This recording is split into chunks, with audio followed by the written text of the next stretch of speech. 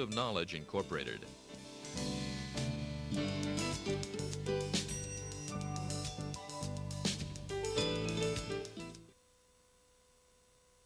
Hope you've had an interesting black hat, and I know that today, right now, is basically the last session, so we'll try to keep it short, sweet, to the point, and then do some Q&A on whatever it is that you folks are interested in talking about. My name is Jason Garms. I'm a lead program manager in the Windows NT development organization at Microsoft. And I'm part of an organization, actually within the development organization, that does security design reviews of all non-security components within the Windows operating system. And last year, some colleagues of mine, we've been talking about this for about 3 years, but last year we finally got our act together and decided it's about time that we put a beta version of some of our software on the internet, and actually invited people to come and try to break into it and see what happened and so forth. I mean, we'd always worked under the perception that, by the time we did this last year, there had been over 1 million copies, beta copies of Windows 2000 already distributed. And part of what we assumed is that, there's plenty of versions of Windows 2000 out there in the world that people can play with and do stuff with, and why should we just go put yet one more copy up? But we spent some time thinking about that, and we talked with a number of different people, and with customers and some people who might be in the audience today, but who are definitely here at Black Hat speaking, encouraged us to go ahead and do this, so we did it.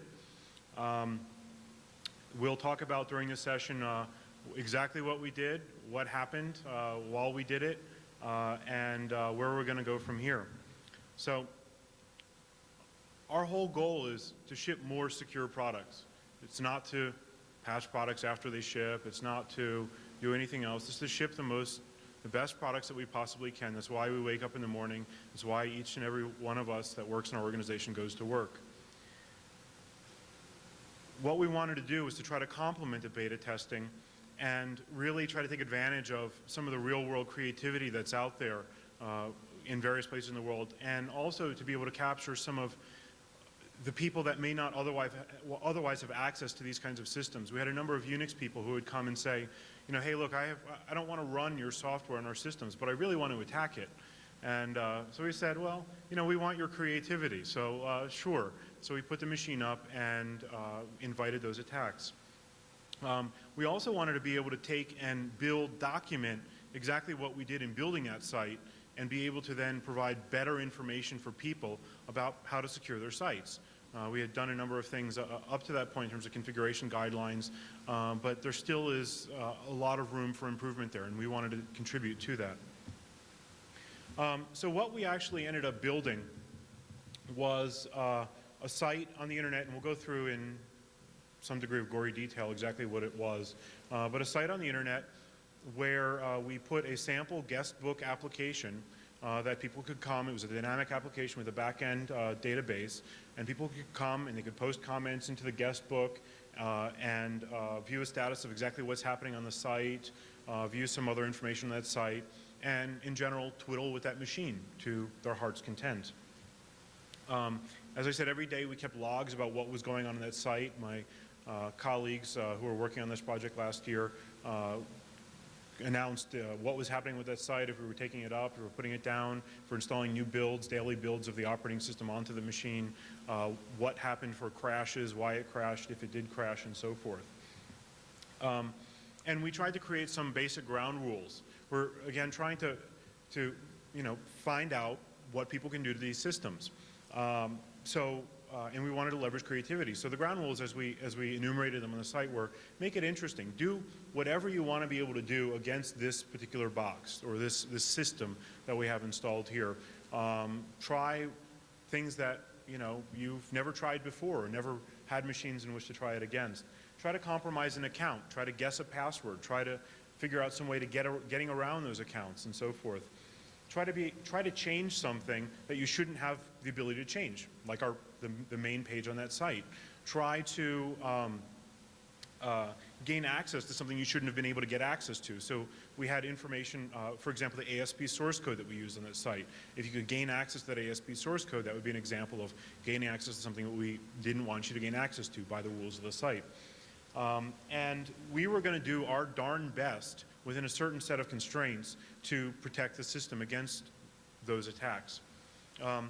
We also made it clear that this was a test server, and that because it was a test server, there were two very important things. Number one is we weren't inviting wholesale mayhem and attacks on the world. You know, as unfortunate as it is, the IP protocol that binds the internet is, if we had it to do all over again today, maybe not the way that everyone would design it. And so going and attacking downstream routers 5 and 6 hops away from us was not what we were asking you to do. And it certainly didn't serve any purpose.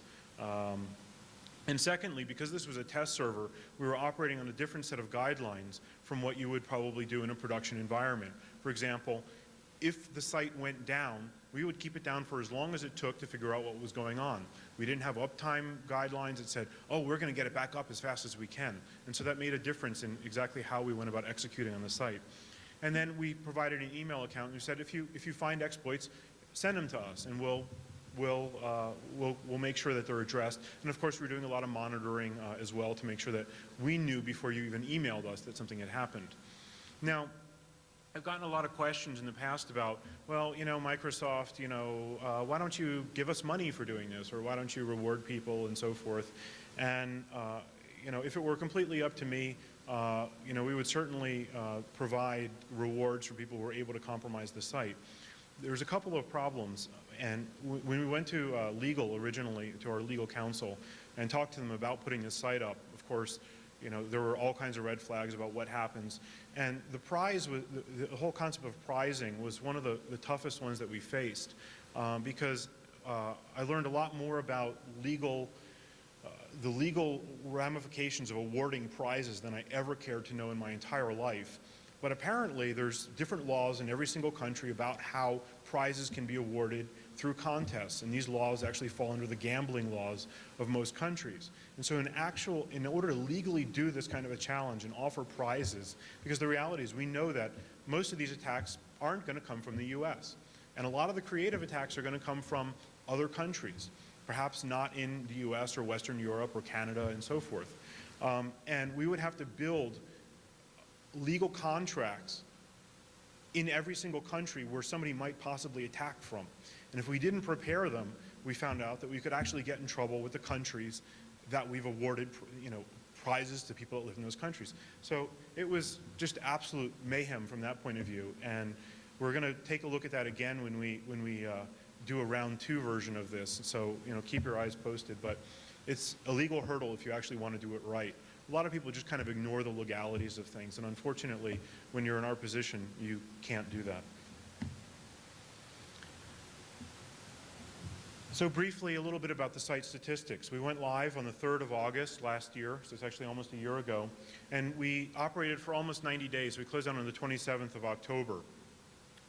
Pretty interesting statistics. We had over 10 million hits to that site over that 3-month period, and even more impressive when you realize, as we go through this, that we only had a T1 connecting that site. We had over 400 simultaneous users for a good part of the first month. That was people that were browsing the website that we counted as users, or sessions against the FTP server that we'll talk about later. And we had over 500,000 attacks against that site. This one poor little lone machine on the end of a T1 line. And that's attacks as measured by the IS the real secure product that we had sitting on the net watching for attacks, and we'll talk about that later as well. We generated over 10 gigabytes of HTTP logs just from this one site, with a very few number of ASP pages and a couple of static HTML pages. 10 gigabytes of logs just for that over the 3-month period. And we kept every one of those. In fact, I still have them today. And we generated over 8 gigabytes of netmon logs every day, and we backed those up every day to a DLT tape device, so we could go and look at them later if we thought we had missed something. Now, if you do the math, and I may have done it wrong quickly, but if you do the math, I think on a T1 line, you get a maximum data throughput if you saturate it of 24 gigabytes a day. And so we were seeing about a third saturation if you average out over the day, over the week, over the 3-month period. So that's an awful lot of traffic. To kind of preempt the rest of the presentation so we can all go home, the net results was everything was fine. Well, that's kind of glossing over it a little bit. Then the good news is that no data was compromised. Nobody broke into an account. Nobody's able to steal files that they shouldn't have access to. Nobody's able to place files onto the system or data onto the system they shouldn't have been able to. Now, with that said, we had some interesting activities that we'll talk about through this session. The first thing that people tried to do when we put this site up was to go after this the guest book application, which we had written, you know, only with the intent of having something on that site that people would look at, not to test the security of the guest book application. But we had a simple bad word filter on it that filtered out, you know, your common 4-letter words and stuff. And so people decided to expand their creativity on trying to figure out how to get around the guest book filter and how to post all kinds of things to the site. And we had a little rule in the site that said you can only post 1 comment per IP address per day. So of course we had tons of people spoofing their IP addresses just so they could post lots and lots and lots of comments. And so that's what people spent a good amount of the beginning of the site doing. And they found some you know, basic parsing problems in this guest book application that my colleague had written that would allow them to put really long strings in that, you know, they shouldn't have had. You know, these aren't overflows or anything else. But then when you went and viewed the guest book application, weird things would happen to your browser. You'd say, well, where's the page? And it's because it's way off on the right side of the page and things like that. So that was a fun little nuisance, and we just fixed the ASP code and made the filter work better. Then, as soon as people got, you know, realized that, well, you know, gosh, there's a lot of places in the world that we could post stupid little comments to, we started getting a lot of IP fragmentation attacks. In fact, the IP fragmentation attacks basically saturated the network for quite a while. And again, this is just a simple little T1 pipe coming in, and we had people with T1 and greater pipes all around the world just pumping fragmented IP packets down our throats, which, while it didn't hurt the site itself, it provided incredible performance problems you know, in terms of people trying to retrieve valid HTTP pages. And then shortly after the IP fragmentation stuff, everything that you can possibly think of, people threw at us, and we'll talk about what some of those are. But the net result is we actually did find some bugs, and we fixed those bugs before shipping the product, and we'll touch on what some of those were. So from a site architecture point of view, we actually went through 3 phases. In my mind, I think of it as 2, but it's really 3 phases. We started off with a single IIS box and running SQL Server on that box, and that box was effectively doing everything on the site. And shortly thereafter, we actually took that SQL Server and put it into a back-end box. And I'll show you a little map of that in a slide or two, so you can get a better feel. But because this is how people really run their systems. Excuse me. When you have a network-attached web server, it's not very commonplace that you run your database server on that box. So again, we're trying to mimic something that was reasonably real-world scenario. And then the third phase in our site topology was we added a second IIS box. So we were actually effectively balancing between the 2 IIS boxes, and then we introduced additional protocols, and we'll talk about exactly what happened there. Now, one of the important points that will help explain some of what happens later in the presentation is that this was not managed by a real IT organization. This is managed by a couple of developer heads in our organization who had never managed a real professional site before, didn't really know what a UPS was, didn't really care about RAID arrays, didn't really care about any of those other things. And so we have some, you know, and everything was run on desktop class boxes. So it ended up for some interesting results. So the goals in Site 1, Rev 1 and 2, Rev 2 followed very quickly into Rev 1, was just get it up and running. Put something there that resembled in some close capacity what an actual customer would deploy in terms of a web server serving active content from a database and interacting with that database. And that was the simplest goal. It wasn't to, you know, put up a lot of additional ports and a lot of other information. And so that impacted you know, some of what we initially did. So from a site topology point of view, I'll read what the labels are here for people further in the back. Starting down in the bottom left-hand corner, we have the ISP cloud that came in and communicated over T1 to a Cisco router effectively. And what we have here is the stuff above the dotted line is what we had on-premise in our test site, and what's below the line is actually what was off-premise on the ISP site, equipment that we had no control over. And so this is, again, what happens in the real world. We effectively got a 10-base-T outlet into the office where the test stuff was occurring. That 10-base-T or 100-base-T jack went into a hub. The hub plugged into, there's 3 devices plugged into it. Starting on the left was an IS Real Secure box. We were just doing that for monitoring. We were just curious to see what Real Secure would say in terms of the number of attacks we got. That's how we got that 500,000 total attacks. It was just from watching what Real Secure said. The second box to that is a Netmon box. We effectively had just a basic version of NT. We unbound all protocols from that box, and then we listened on Netmon. And the reason we unbound all protocols is it makes it much harder to try to attack the Netmon box. It also makes it very difficult to actually detect that the Netmon box is there. You certainly can't attack it in terms of addressing because it has no IP address. The big machine in the middle is the IS box. That was the web server that we were running, which actually was a dual-homed device. So the front end was plugged into effectively the public network. The back end was plugged into a back private network, the backbone of which is represented on the top of the slide as a 100-base-T hub. This again mirrors very closely the way that people would deploy these in real life. It communicated over that back end to a SQL server, which is also running Windows 2000, regular daily builds of Windows 2000, and SQL Server 7 database. Over a serial interface, we had a debugger plugged into, we had a debugger plugged into the IS box. There's actually a debugger plugged into the SQL Server box as well. And this would enable us to really be able to figure out what happened if something happened to those boxes. So the web server was a standard desktop style box. It's a high-end desktop. It's SCSI interfaces. It's 500 megahertz Pentium 3, a quarter gig of RAM. Other than that, there's nothing special about that box. We were doing absolutely no port filtering on any of the interfaces on the ISP side of things. And that becomes very important as we talk a little bit further. What we did do is we used functionality in Windows 2000 called IPSec port filtering, which I'll talk about in the next slide, to actually provide very complicated or very advanced port filtering capabilities similar to TCP port wrapper or port wrapper type software on Unix boxes. And we communicate over the back-end interfaces using sockets. The default's named pipes, but we just thought it'd be more interesting for people to do sockets because it's not quite as robust. So we did sockets communication over port 1433.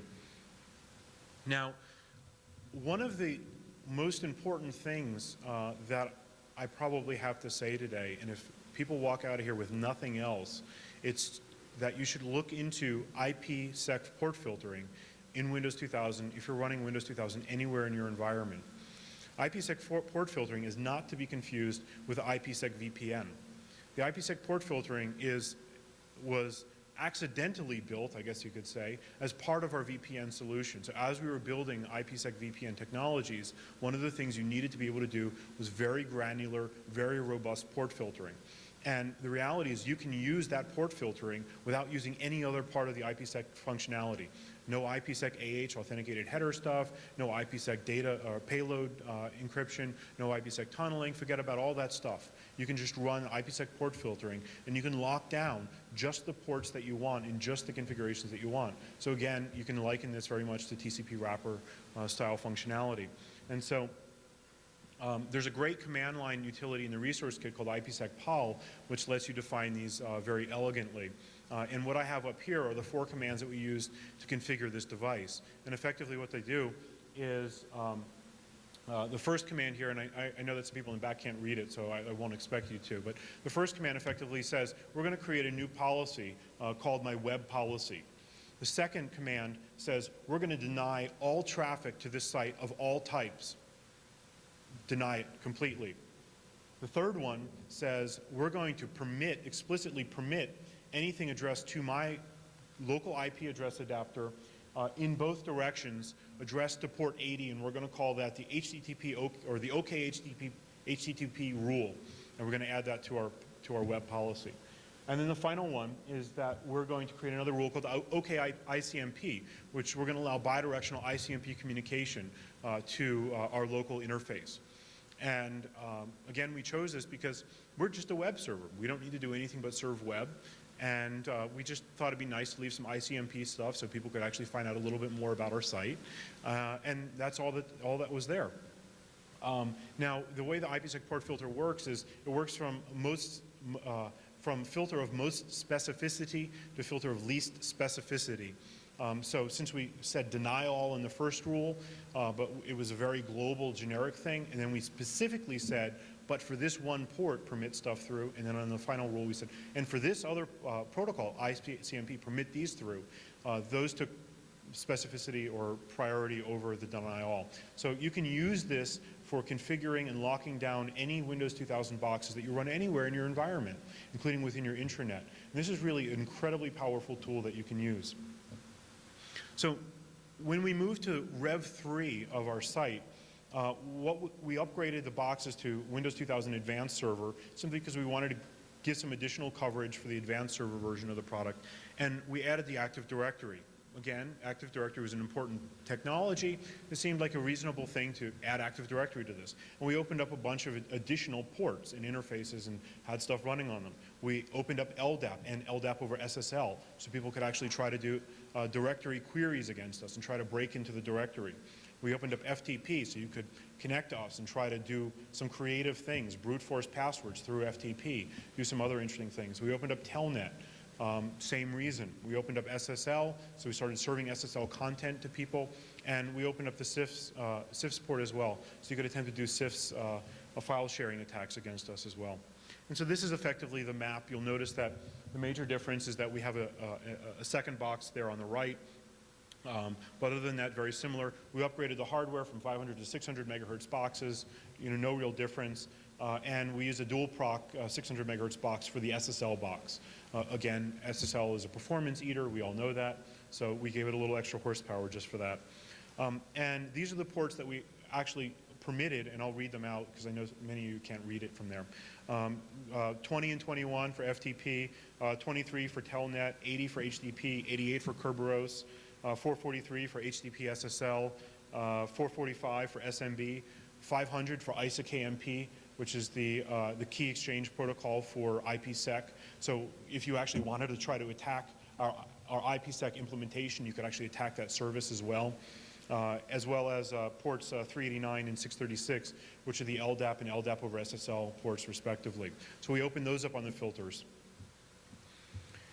Now, one of the interesting things that happened is, as I mentioned, we ran debuggers on all these machines. And the way, I'm not sure, I assume probably many of you are familiar with development environments, but some people may not be with developing OSs. But effectively, we have a lot of breakpoints in the code that if a debugger is attached and you reach this assertion breakpoint, which says, if X doesn't equal Y, assert and drop the box into a debugger. So this kind of code would get executed if you have a debugger attached. What that meant is that things that would normally be slow memory leaks, perhaps they would take 2, 3, 4 months, maybe, or maybe weeks, or maybe days, whatever, to take down a box normally, failed in our case immediately as soon as you reach that condition because the assert failed. And that's what we were trying to do. We wanted to find these kinds of conditions where bad things were happening, and so we actually had more asserts in some of the code that we were interested in looking for that would drop the machine into a debugger, effectively resulting in a denial of service. But we didn't really care. We wanted to find the bugs. And we might leave that machine sitting in the debugger for hours. I don't think it ever lasted longer than hours, but for hours until we got the developer from another floor, from another building, to come over and fix their code that was causing that machine to sit in that debugger. The initial reaction to this site was actually quite interesting. There was a number of fun things that happened. When you ran Nmap against it, it thought it was a Linux box. There were a couple of reasons for that, one of which is we dramatically changed the way that we do TCP sequence number generation in Windows 2000. We'd had probably a lot of people in this room, and certainly a number of people at this conference who spoke at this conference, tell us in the past that they don't believe that our TCP sequence generation was random enough. It certainly was not as random as other platforms. So we fixed that. We said, okay, in Windows 2000 it's going to be random. And Nmap thought it was just as random as the Linux box, and that we had some other characteristics, including ports that they expected to be open on a Windows box that were not open. And so they said, oh, it's a Linux box, which was a good giggle.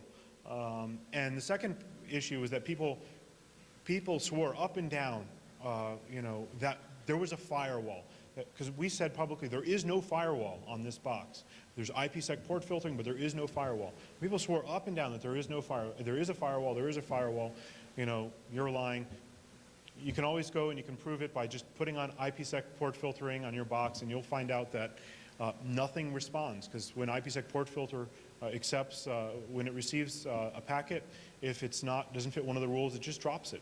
And that's what a lot of firewalls do. So it was quite interesting from a reaction point of view. Now, the machine configurations become very important too, because this is really where the lessons learned become important, where we can improve either the default parts of the product or create better documentation that people can actually, reproduce this themselves. And we say, well, you had a successful box, it didn't get broken into. How do I do that myself? And so, this was effectively the recipe. It was very easy. We did a default installation of Windows 2000 on NTFS. We just put the CD in, booted from the CD, installed it. Then we used a document that my colleague Mike Howard created on the web called the Internet Information Server Checklist, which is built for IS4, and of course we're running IS5. But we used that as far as it was applicable to the configuration. We turned on IPSec port filtering. We went and we explicitly turned on auditing on files that we knew people shouldn't be hitting, so we could actually go and watch those files. When we installed the Active Directory, we installed it with default sets of ACLs on all objects in the directory. We created a few accounts. We didn't put a firewall. We used no host-based intrusion detection. And we took offline, we took MD5 checksums of all of the interesting files on the machine, and we kept those offline. We actually used jazz disks on these boxes, which is not what you'd probably do in a high-end production box, but for the needs that we had there, it was very useful. We took the jazz disks, we had the machine built, all the sensitive files that we were dealing with were on the jazz disk. We took the jazz disk out of the internet-connected machine, took it to a trusted workstation, put it in a trusted workstation, did MD5 checksums on all of those files, left them on the trusted workstation, took the jazz disk, put it back into the internet site, and if we wanted to do a compare at a later date, we would use that same procedure, again, making sure that we knew what was trusted and what wasn't trusted. Because again, if you are broken into, if that did happen to us, we really want to be able to figure out what files were impacted. We created 7 accounts on the box. Of course, the guest account was disabled. We renamed the administrator account. And there's always arguments about, well, do you rename the administrator account? Is it useful? Is it not useful? The reason that we rename the administrator account is it's very entertaining to watch people try to break into your box using the administrator account that actually doesn't exist anymore. And we created a new administrator account with strong passwords. We created accounts for the 2 people managing the site. And we created 2 just simple dummy accounts that had, I think, server operator privileges on the boxes. And we assigned random long passwords to these accounts. Now, which brings us to another point for those of you using Windows 2000 that you may or may not be aware of, and that's that Windows 2000 supports very long passwords. It supports passwords up to 127 characters, which is certainly nicer than the 14 characters that you had in NT4 and previous. So we actually used 16 character passwords for these accounts, and we generated them using a cryptographic random number generator, which is not necessarily what you do for everyday users. But the reason this is important is for those of you who are doing like service account management or other things, certainly don't leave your service accounts with 14 or 10 or 5 character passwords. Use 127 character passwords for your service account. Nobody has to remember it. It's not that bad of a deal. And it certainly makes sure that nobody will ever be able to brute force it. The other thing that happens when you generate passwords longer than 14 characters is no LAN manager hash is ever created for that password and stored in the box. Well, that has some negative effects too, like nobody can log in from a Windows 95 client, but people can log in from NT clients. But it also is interesting for some people in the room. Now, in terms of managing, we wanted to try to give people maybe a little bit of an advantage. And so instead of managing the site through the interior interface, we actually managed it through the internet. And instead of having to remember these long passwords that we've assigned to these administrative users, we simply used certificate mapping capabilities in IIS and gave certificates to the two site administrators who would use those certificates to authenticate against the site. Again, much easier than remembering these big, long, complicated, randomly generated passwords. And we enabled strong password policies on the machine. You know, we talk about that. And for the Telnet server, we configured the Telnet server to require NTLM authentication. And we didn't do much with the Telnet server. We didn't use it a whole lot, but we did Telnet to it occasionally from across the internet. If anybody was watching, if anybody got a sniffer in, they would then have to break the NTLM v2 authentication that we used to authenticate to that to Telnet, which is certainly better than clear text password Telnet. We also sprinkled throughout the site some hidden tokens for people to find. So if in fact they had been able to gain access to the site and be able to pull data, at the top of the default.asp and comment.asp, which are two parts, two of the core ASPs on the site, we add a comment, which is effectively, if you're reading this, please send mail to us, and there's an email address with details of how you got here. So if you had in fact been able to read our ASP files, this would be the very first thing you would see.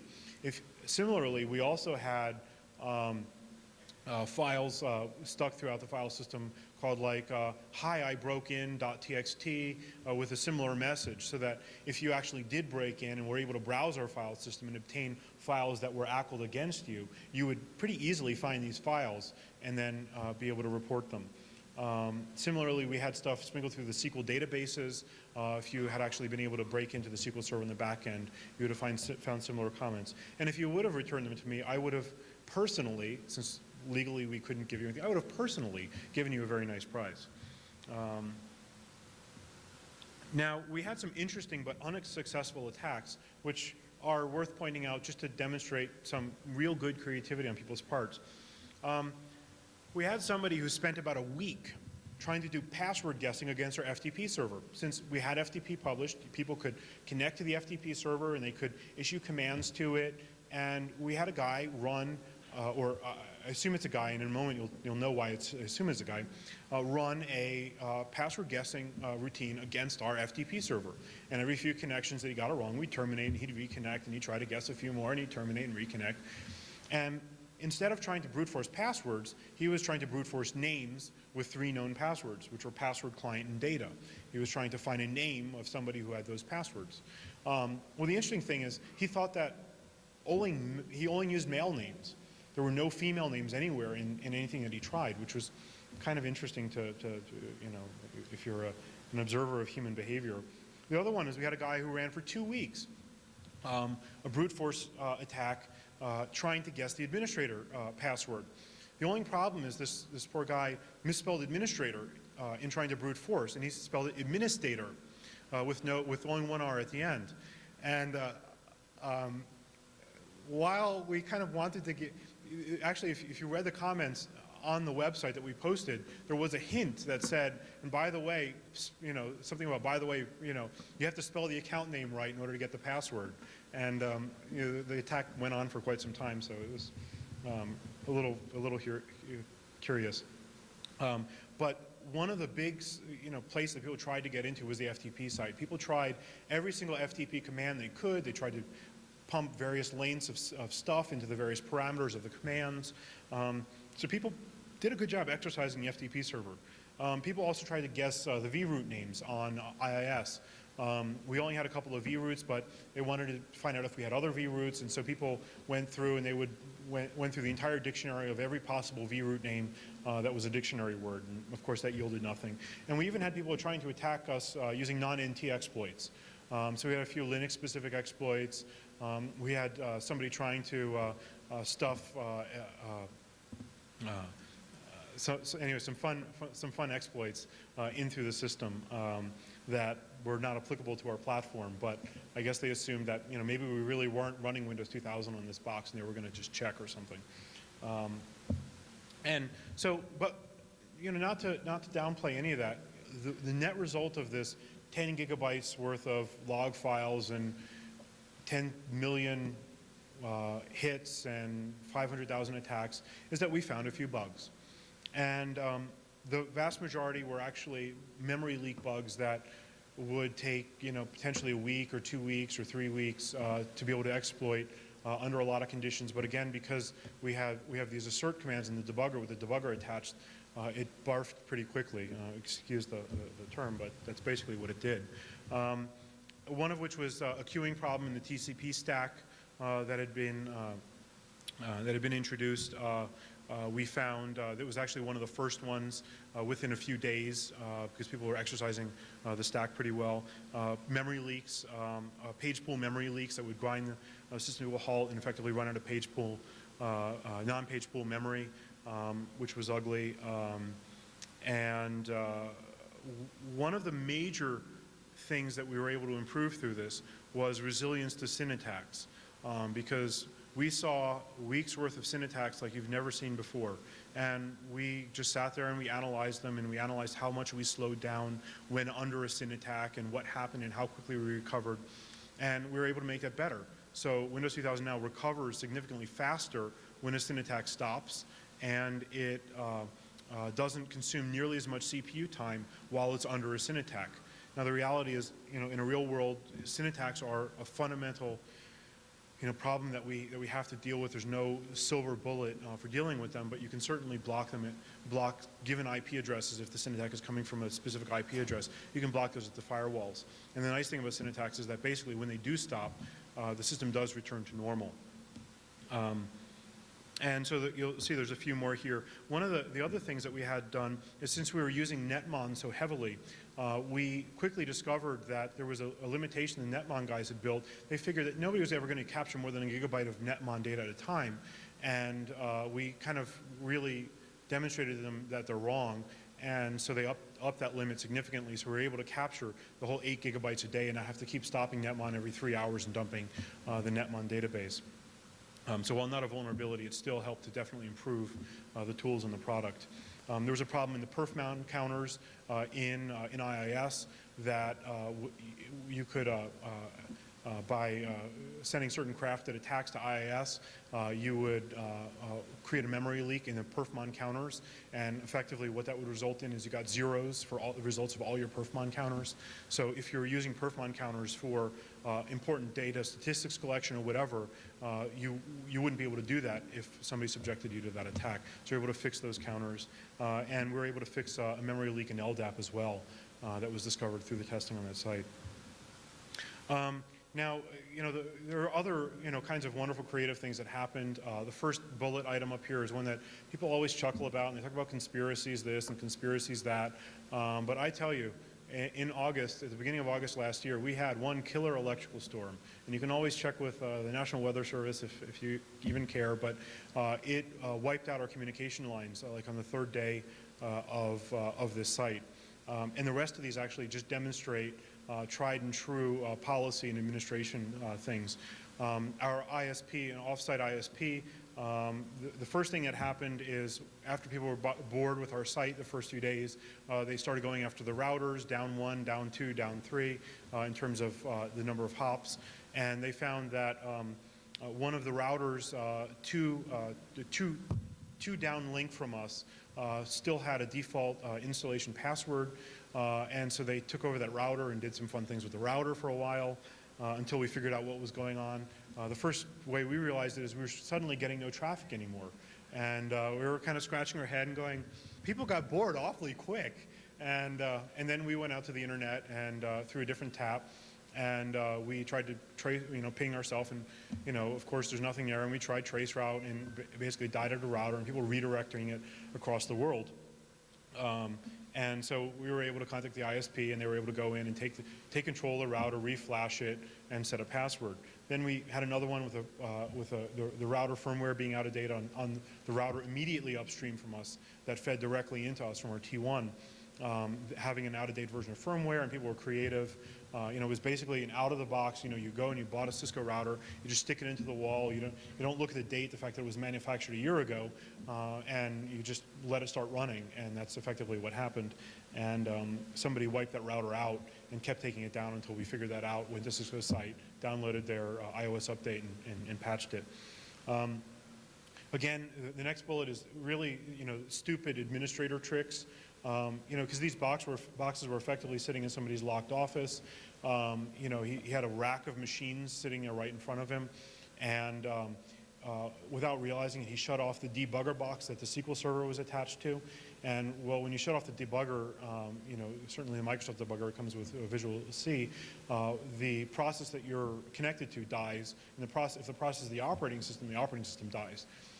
So the SQL server was down for a while, and people were starting to send us email about, hey, your guestbook app doesn't work anymore, and we're like scratching our head a little bit and trying to figure out what happened. It was the debugger was off.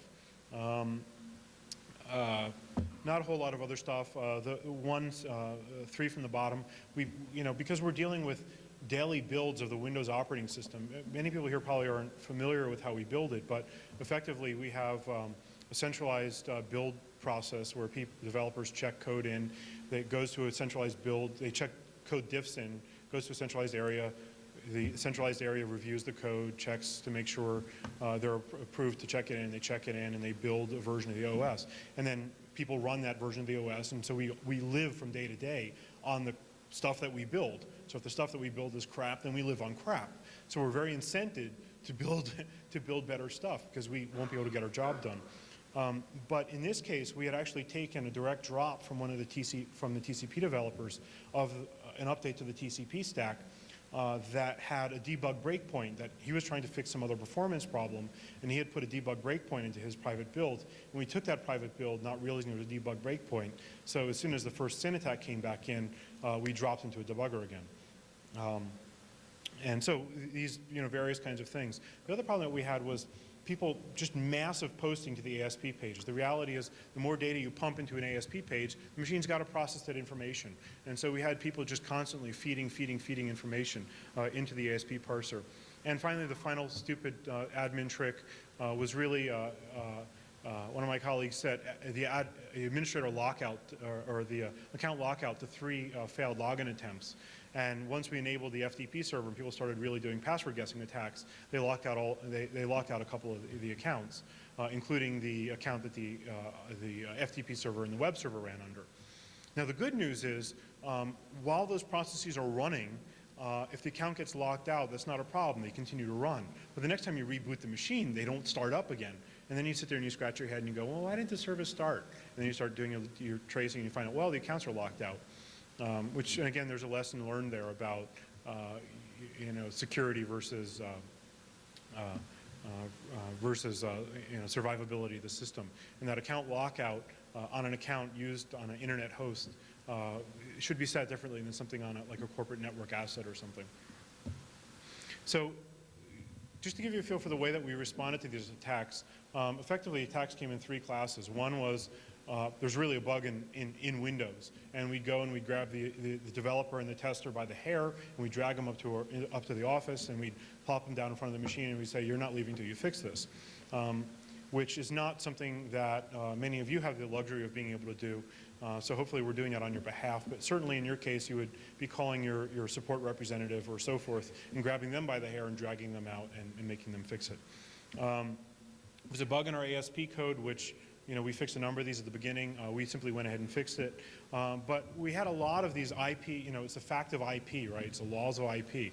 SYN attacks. When we had people that were just, spent their whole life trying to either IP frag us or SYN attack us, that, to the point where it got boring that real data couldn't come through, we would simply go into IPSec port filter and we'd say, this TCP address out here, just drop all of his packets from now on.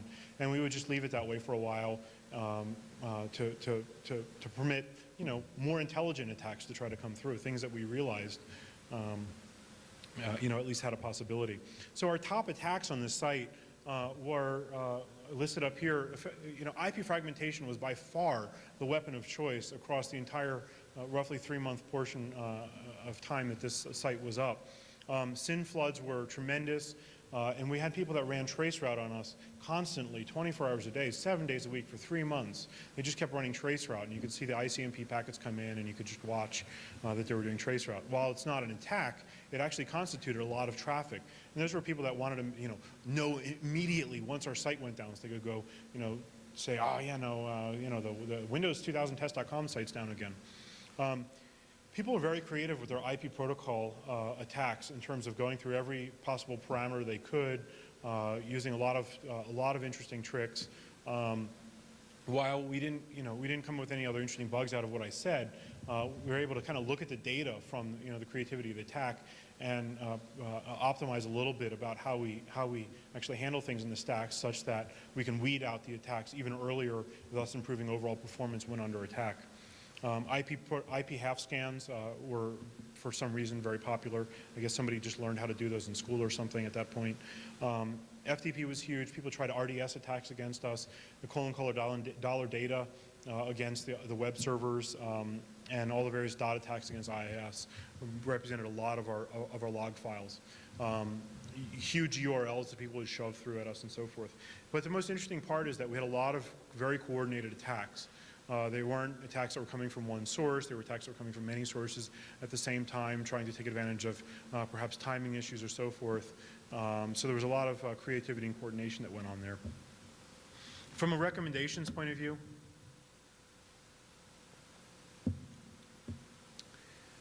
one of the interesting things that happened to us is we say that we went live on August 3rd. That's because we physically plugged the box into the internet outlet on August 3rd. We never announced this site to anyone, ever. Somebody just found it a few minutes after we installed it. In general, people watch our sites very closely when we register DNS names, and then they ping them constantly. And we get a lot of, if you were here for Dave LeBlanc's talk earlier, he mentioned something like 10,000 attacks per hour against our internet-facing presence, which we suddenly became a part of. So we were found very, very, very quickly. So the recommendation here is make sure you are hardened before you connect to the internet. Don't assume that because you're not live, you're not published, you're not anything else, people won't find you, because people will port scan you. I get it all the time at home on my DSL connections. People will find you. And if you've waited to set your admin account or you've waited to turn off certain services, you may have waited too long. Secondly, stress test your boxes before you put them online and make sure that you really do have good components. We did something that, in an IT organization would not have been prudent, which is putting workstation class boxes without RAID arrays, without UPSs, without all the kinds of things you may want, without redundant power supplies and so forth, and put them in server roles. Well, one of the interesting things that caused us is we had a bug check in audio drivers once when we upgraded from one daily build to the next. There was a bug in that version of one of the audio drivers that we happened to have on that box. And so it took us 8 hours to get that box back up because we had to revert back to the previous day's build. And so, why did we have an audio driver on a server? I'm not quite sure yet, but make sure that the components that are in these boxes are well stress tested and that you understand them. And that when you are replacing components in these boxes, make sure that the components are equivalent or are tested. Because when you go from one Adaptec SCSI controller to another, or one 3Com network card to another, there are different characteristics on those cards. There are different performance characteristics and so forth. So don't take that lightly. We did what you should never ever do, which is not put a firewall in front of an internet connected site. If you have an important internet connected site, you should absolutely be putting firewalls, filtering devices. You should take every advantage that you possibly can against the people out there who want to take advantage of you. And what that means is, putting everything you can. Just because you have a firewall, just because you have a filtering router, doesn't mean you shouldn't also run this wonderful IPSec port filtering stuff. Run it in conjunction. Do as much as you possibly can. We have a configurable SYN flooding optimization in NT. It's not enabled in a default install, but it's enabled on a default web server install. But if you're web facing, you want to set your SYN optimization flag such that you'll be optimized for performance under SYN attacks.